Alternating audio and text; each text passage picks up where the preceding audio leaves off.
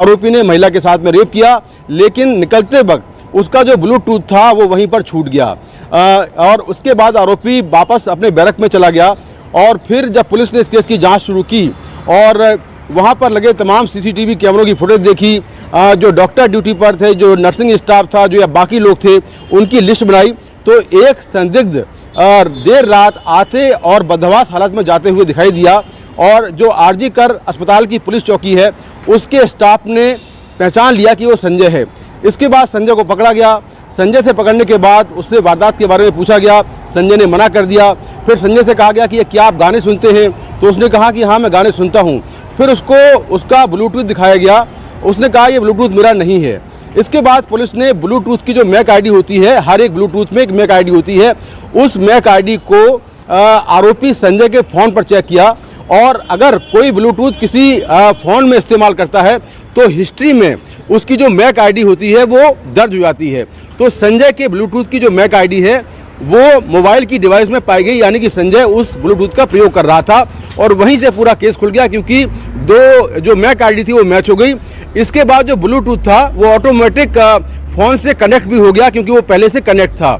इसके बाद संजय को पकड़ा गया। संजय ने बताया कि उसने ये पूरी वारदात की है। संजय के मोबाइल की जब जो हिस्ट्री थी पूरे उसके सर्च जो वो सर्च करता था तो उसकी हिस्ट्री को देखकर पुलिस हैरान रह गई।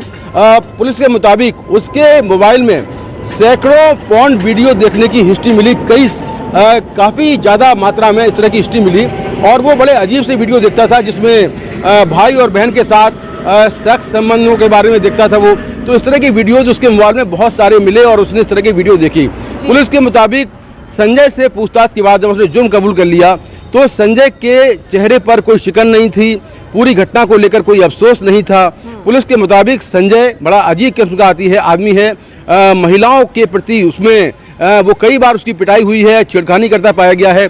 तो इस तरह से पूरी घटना को उसने अंजाम दिया और अब तक की जांच में ये पाया गया है कि घटना में वो अकेले शामिल था, उसके साथ में कोई और नहीं था। हालांकि अभी सीबीआई इस थ्योरी से आगे जाकर ये जांच कर रही है कि क्या इस घटना में कोई कॉन्स्पिरेसी का एंगल है या फिर कोई गैंगरेप का मामला है।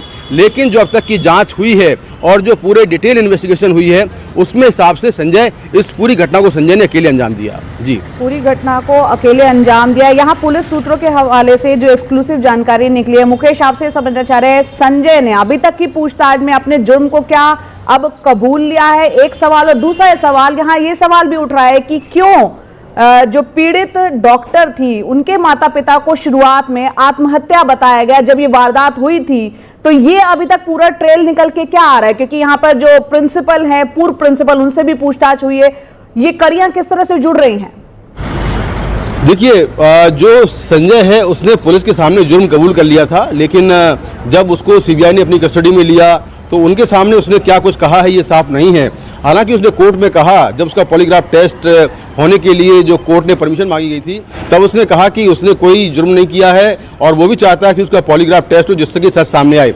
लेकिन कोलकाता पुलिस की जांच में जो बातें सामने आई हैं वो कोलकाता पुलिस के टॉप सोर्सेज से हमें मिली हैं और जो पूरी जांच उन्होंने की है, अपनी पूरी जांच जो भी सीज किया गया है, जो डॉक्यूमेंट्स थे, जो सीसीटीवी कैमरों के फुटेज थे, वो सारे फुटेज कोलकाता पुलिस ने सीबीआई को सौंप दिए हैं और बहुत बड़ी मात्रा में सीसीटीवी फुटेज बरामद हुए हैं जिसमें संजय की जो एक्टिविटी है अस्पताल में 8 अगस्त के पूरे दिन की, 9 अगस्त की रात की, पूरे 24 घंटे के सैकड़ों सीसीटीवी फुटेज मिले हैं और वहां से लेकर रेड लाइट एरिया तक के फुटेज बरामद किए गए हैं।